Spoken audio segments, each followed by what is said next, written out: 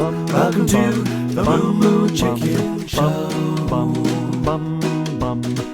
Welcome to the Moo Chicken Show. Cock-a-doodle-moo, cock-a-doodle-moo, cock-a-doodle-moo. Welcome to the Moo Chicken Show.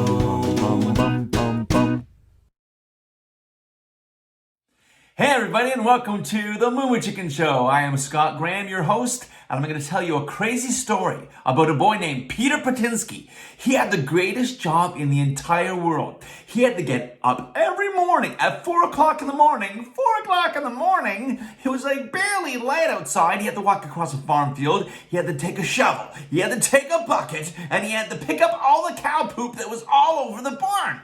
So one morning, he walks into the barn. Oh man, what a smell in here. It stinks. Oh, Bessie, what have you been doing? I know what you've been doing. I don't know what you've been eating.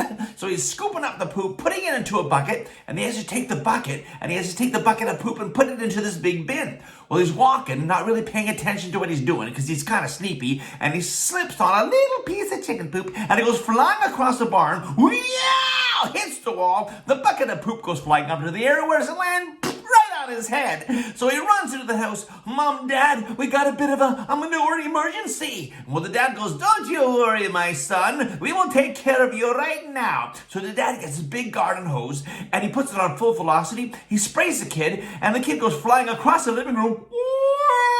Lands right on top of the cat. And he gets up and he goes, Dad, I think we need a new cat. But he goes to school thinking he's stinkified. But when he walks into that classroom, all the kids are like, what is that smell? I can barely breathe. And Brutus and Billy are like, I know what it is. It's that Peter Patinski, the farm boy. Maybe we should start calling him Poopy Patinski. And from that moment on, he was known as Poopy Patinski. Now, no 8-year-old boy wants to be known as Poopy Patinski. You're never going to get a date with a girl if your name is Poopy, unless her name is Pee-Pee, but that would be weird. So he would have done anything not to be called Poopy Patinski. So the bullies got together and said, you know what? Let's dare him to do something really crazy. We'll dare him to do something really dumb. Now we know dare and dumb, it's the same thing. It's just a way for people to get you to do the dumb thing, the thing you don't want to do. But he didn't know. He thought it would make him cool, and he thought that the bullies would keep their promise. They never do. And so the dare was, he had to sneak out of his house. He had to walk through the forest of Enzar, the forest where they had all these crazy creatures living up in the tree. And if he could make it through the forest, he had to sleep in the basement of the new school that they were building. Now the tale was, there was a creature living around that forest. And the workmen saw it, and they were so freaked out, they refused to finish the basement of the school. But now Peter had to go sleep in it overnight and tell of his tale. Would he do it? Yeah, well, he did. And so he snuck out of his house. He's walking through the forest of Enzar when he hears this noise. He's only halfway through, and he looks up in the trees, and there's this creature. It has red eyes, saber-tooth-like teeth. He tries to run, but it was no use. The creature comes shooting out of the tree, lands on his sweater. He's fighting to the death, rolling on the ground, and then he picks it off his sweater, and he goes, I hate squirrels. They drive me crazy. Chippy, you're going down. And so he finally gets into the basement. He rolls out a sleeping bag. He's ready to fall asleep when he can hear something walking around the outside of the basement. He's like, oh, it's probably that creature coming to get me. So he sees these two reptilian, lizard-like feet coming down into the basement. He's going, well, it could be my sister, because sometimes she doesn't shave her legs. But no, it wasn't the sister. It was some sort of reptilian creature. And he's shaking so badly that the light that he has in his hand, the flashlight, goes out. Well, he reaches behind him to get a second flashlight. Well, they say sometime about 1 o'clock.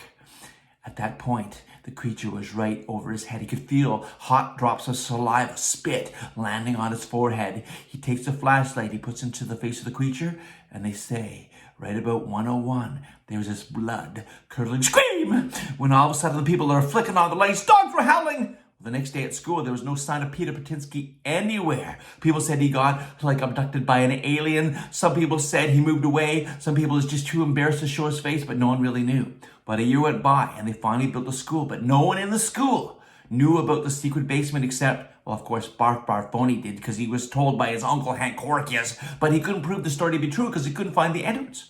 So one day he's in the library, His head's on the ground. And I can hear this story being told by the librarian when he hears something crawling around underneath the floor of the library. He hears his voice.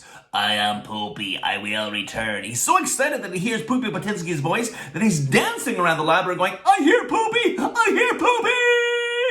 Well, the librarian looks at him and says, listen, Mr. Barfarfoni, if you hear a poopy, you know where the bathroom is. Use it, don't abuse it. Well, the whole place burst out laughing because they thought he needed to go to the bathroom or something.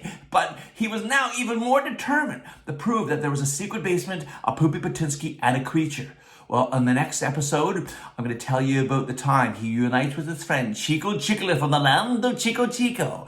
And they form a bond, a friendship bond. And they go on the greatest adventure of their life. They find the Poopy Patinski. They find the creature. And they also find, of course, the secret basement. Well, until we talk again, my friends, this is Scott Graham signing off from The Moo Chicken Show. Bum, bum, bum, bum, bum, bum, bum, bum, bum.